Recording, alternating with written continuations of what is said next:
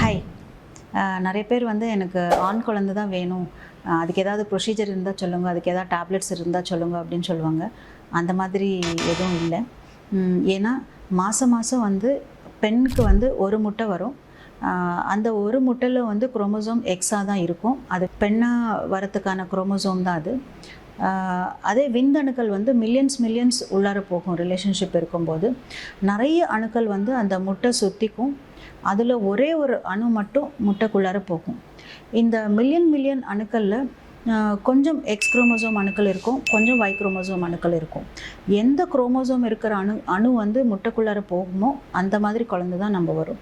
So ஒரு million போய் உள்ளார சுற்றிக்குது, அதில் ஒரு அணு உள்ளார போகுது அப்படின்னா அது கண்ட்ரோல் பண்ணுறதுக்கோ டேப்லெட்ஸோ இன்ஜெக்ஷன்ஸோ எதுவுமே இருக்கிறதுக்கு சான்ஸே இல்லை. பை சான்ஸ் தான் ஒரு எந்த அணு உள்ளார போகுமோ அதுக்குள்ளார எக்ஸ் குரோமோசோம் இருந்தால் ஃபீமேலில் வரும், ஒய் குரோமோசோம் இருந்தால் மேலாக வரும்.